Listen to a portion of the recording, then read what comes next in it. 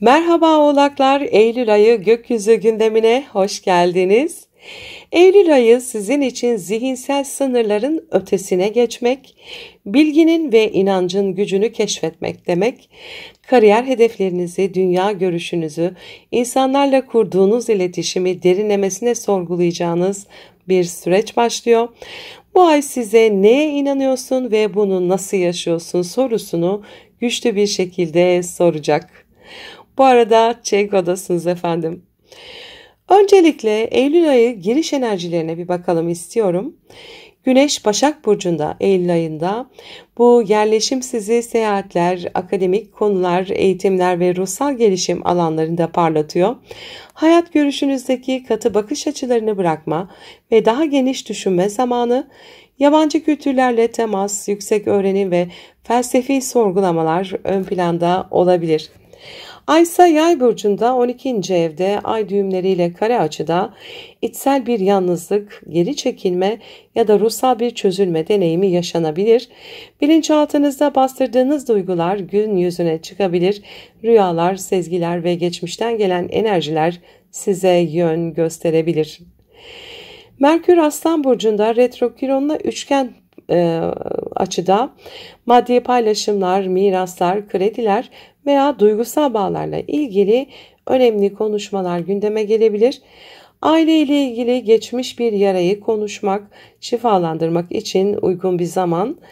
Güven ihtiyacınızı daha net tanımlayabilir, sınırlarınızı yeniden çizebilirsiniz.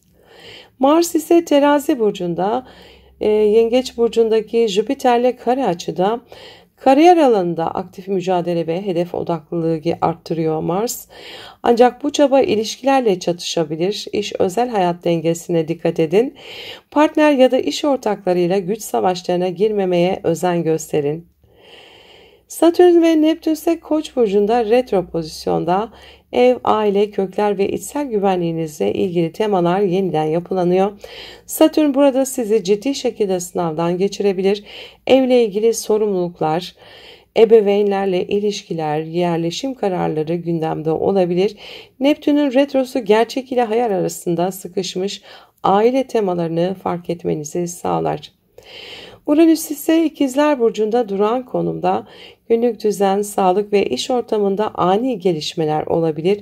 Uranüs duran pozisyonda olduğu için bir şeyler sabit gibi görünse de içten içe patlamaya hazır. Rutinlerinizi modernleştirin, eski alışkanlıklarınızı bırakmak zorunda kalabilirsiniz. Değişim rahatsız edici olabilir ama gerekli. Ve gökyüzünde harika bir uçurtma açı kalıbı da var. Kuzey ay düğümü, Jüpiter, Lilith ve Güney ay düğümü arasında oluşuyor. Güney ay düğümü aşırı katı inançlar, dar görüşlülük, sadece doğru bildiğin yolda ısrar artık seni geride tutuyor diyor. Kuzey ay düğümü esnek düşünmek, yeni bilgilerle zihni beslemek, iletişimde sezgisel akışa güvenmek önemli diyor. Lilith sosyal çevrede kendi gücünü ortaya koymak, dışlanma korkusunu aşmak zamanı diyor. Jüpiter ise 7. evde ilişkiler sana büyümeyi ve şefkati öğretiyor değil diyor. İnandığın değil, öğrendiğin kadar genişlersin diyor. Plüton ise Kova burcunda, Uranüs'te üçgen açıda maddi kazançlar ve iş alanında üretim şekliniz dönüşüm geçiriyor. Yeni bir modeller, yeni bir iş modelleri, teknolojik araçlar ve alternatif kazanç yolları gündeme gelebilir. Bu üçgen açı üretimden gelen değeri kalıcı hale getirme potansiyeli taşıyor. Para değil, değer üretmek dönüşüm getirecektir. Eylül ayı boyunca sevgili oğlaklar, kariyer hedeflerinize yönelin ama ilişkileri ihmal etmeyin. Ruhsal derinleşmeye zaman ayırın. İnançlarınızı, düşünce sistemlerinizi esnetin. Aile ile ilgili konularda gerçekçi olun. Gündelik düzeninizi sadeleştirin, dijitalleştirin.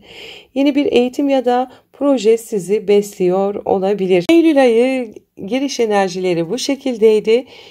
Şimdi astrolojik gündeme geçeceğim ama ondan önce minik bir hatırlatma yapmak istiyorum. Kanalıma abone olmayı, videoları beğenmeyi, sevdiklerinizle paylaşmayı, minicik de olsa bir yorum bırakmayı unutmayın lütfen. Desteğiniz için şimdiden teşekkür edelim. Ve geçelim Eylül ayının ilk yarısına. Eylül ayının ilk yarısı sizi özellikle zihinsel odaklanma, iletişim trafiği, yolculuklar, yakın çevre ilişkileri ve kariyer planları arasında hızla dönen bir çarka alıyor. Gökyüzü sizden netlik, cesaret ve içsel temizlik istiyor. 5 Eylül'de Mars ile Jüpiter arasında sert bir kare açı var. Özellikle iş ve özel hayat arasındaki dengeyi kurmanızı zorlaştırabilir. Partnerinizle, iş ortağınızla ya da müşterilerinizle bazı gerilimli konuşmalar yaşayabilirsiniz. Bir yandan üretken olmak istiyor, diğer yandan da sorumluluklar arasında sıkışmış hissediyor olabilirsiniz. Aşırı kontrolcü tavırlar yerine çözüm odaklı yaklaşımlar size kazandıracaktır. Aynı gün Merkür ile Retro Uranüs arasında oluşan kare açı aşk hayatınızda, çocuklarla ilişkilerde ya da yaratıcı projelerde ani bir gerilime işaret ediyor. Geçmişten gelen bir konu yeniden açılabilir ya da plan dışı bir haber sizi şaşırtabilir. Ani tepkiler yerine bir adım geri çekilip gözlemci olmak en iyi doğru yolu da bulmanıza yardımcı olabilir. 7 Eylül'de Balık burcunda gerçekleşen ay tutulması sizin için zihinsel alanları aydınlatıyor. Yakın çevre, kardeşler, eğitimler, yazılı sözlü iletişim konuları bu tutulma ile birlikte dönüşüme uğruyor. Belki bir eğitim süreci bitiyor ya da zihinsel olarak sizi yoran bir düşünce kalıbını artık geride bırakıyorsunuz. Gerçekten neye inanıyorum sorusu bu dönemde önem kazanıyor. 13 Eylül'de Güneş'te Merkür'ün Başak Burcu'ndaki kavuşumu var.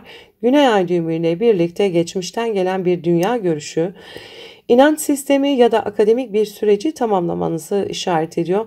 Aynı fikirleri savunmak size artık yeterli gelmiyor olabilir. Yeni bir dünya algısı, yeni bir yaşam bakışı şekilleniyor. Kendinize ben artık neye hizmet ediyorum diye sormanız gereken bir dönem. Aynı gün oluşan büyük su üçgeni ve uçurtma açı kalıbı zihinsel, duygusal ve ruhsal temaları bir araya getiriyor. Yalnızca düşünmek değil, hissetmek de gerekiyor. Yakın çevrenizden gelen destekler sizi bu içsel dönüşümde ileri taşıyabilir. Belki bir kitap yazar, bir eğitime başlar ya da farkındalık yaratan bir projeye adım atarsınız. 16 Eylül'de Ay ile Jüpiter kavuşumu yaşanacak. İkili ilişkiler alanında size büyük destek sunuyor. Partnerinizden güzel bir haber alabilir. İlişkinizde güvene dayalı bir adım atabilirsiniz. Güneşin bu kavuşuma yaptığı sekstil açı ise sizin hem duygusal hem zihinsel olarak daha güçlü hissetmenizi sağlayacaktır. 18 Eylül'de Merkür'ün Terazi burcuna geçişiyle kariyer hayatınızda yeni sözleşmeler, konuşmalar, planlamalar için bir kapı aralanıyor. Ancak Retro Satürn ve Neptün'le kuracağı karşıtlık bazı beklentilerinizin gerçeklerle tartışmasına neden olabilir. Kariyer hedeflerinizi yeniden değerlendirme vakti. Sevgili Oğlaklar, Eylül'ün ilk yarısı sizden hem zihinsel berraklık hem de duygusal farkındalık istiyor. Ne kadar akılcı olduğunuzu biliyoruz fakat bazen kalbinizin pusulasına da güvenmeniz gerekir. Bilgiyi değil, bilgeliği seçtiğinizde hayat daha anlamlı olacaktır. Eylül'ün ikinci yarısı sizin için hem içsel hem de dışsal dünyanızda kritik bir denge kurulmasına işaret ediyor. Kariyeriniz, hedefleriniz ve uzun süreli vadelerinizin kalitesi sınanıyor. 19 Eylül'de gökyüzünde 2 tane uçurtma açı kalıbı oluşuyor. Birincisi Akrep burcundaki Lilith, Yengeç burcundaki Jüpiter'in yanı sıra Balık burcundaki Kuzey ay düğümü ve Başak burcundaki Güney ay düğümü ile şekilleniyor. Bu kalıp özellikle yakın çevreniz, eviniz ve aile dinamiklerinizde bir farkındalık yaratıyor. Geçmişle bağlarınızı gözden geçirirken geleceğe daha sağlam adımlarla yürüyebilirsiniz. İkinci uçurtma kalıbı Merkür, Uranüs, Plüto ve Neptün'le oluşuyor. Zihinsel süreçlerinizde ani değişimlere, düşünce yapınızda dönüşüme işaret ediyor. Bu dönemde özellikle finansal konularda ya da eğitimle ilgili planlarda esnek olmanız gerekebilir. Yine aynı gün oluşan bir yol taşı kalıbı var. Tanrı'nın parmağı denilen. Terazi burcundaki Mars ve Aslan burcundaki Venüs'ün retro Satürn'e yaptığı zorlayıcı 150 derecelik açı ile derinleşiyor. Bu durum size duygusal disiplin ve kararlılık sınavı veriyor. Kariyer ve iş ilişkilerinizde sabırlı olmak, krizleri fırsata çevirmek için önemli. 21 Eylül'de Başak Burcu'nda gerçekleşen parçalı bir ay tutulması var. Sizin 10. evinizde gerçekleşiyor. 29 derece Başak'ta bu tutulma. Kariyer alanında yeni başlangıçlar ve önemli sonlanmalar anlamına geliyor. Ancak 29 derecede Güneş ve Ay'ın retro Satürn ve Neptün'le karşıtlık yapması projelerinizde ve iş hayatınızda beklenmedik gecikmeler ve belirsizlikler getirebilir. Bu süreçte kontrollü ilerlemek, ani kararlar almamak size avantaj sağlayacaktır. İkizler Burcu'ndaki Uranüs'ün Başak'taki Venüs'e yaptığı kare açı ise iş ilişkilerinde sürpriz gelişmelerin habercisi olabilir. Ani değişimlere hazır olun. 22 Eylül'de Güneş Terazi Burcu'na geçiyor. 11. evinizi aktive ediyor. Sosyal çevrenizde, grup çalışmalarınızda daha fazla söz sahibi olabilir. Destekler arayabilirsiniz. Retro Satürn ve Neptün karşıtlığı ise sosyal çevrenizde bazı hayal kırıklıklarına veya güven problemlerine işaret ediyor. Dikkatli ilişkiler kurmalısınız. Aynı gün Mars'ın Akrep Burcu'na geçişi sizin arka planda yürüttüğünüz işler veya gizli projelerde güç kazanmanızı sağlıyor.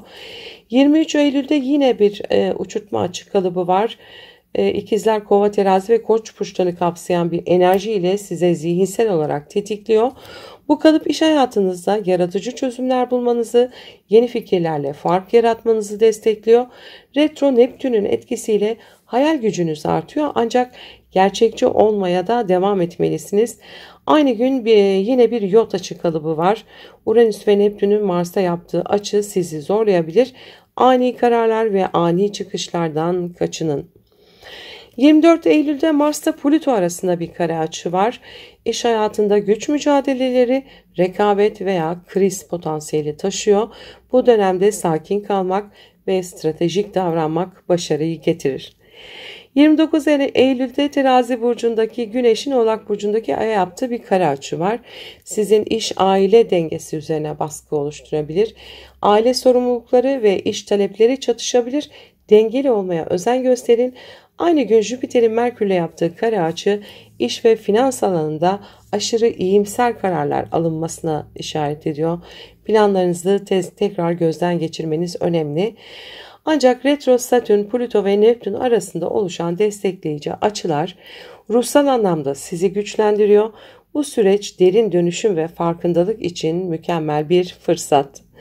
Sevgili oğlaklar, Eylül ayı sabrınız, disiplininiz ve kararlılığınızla sınanıyor.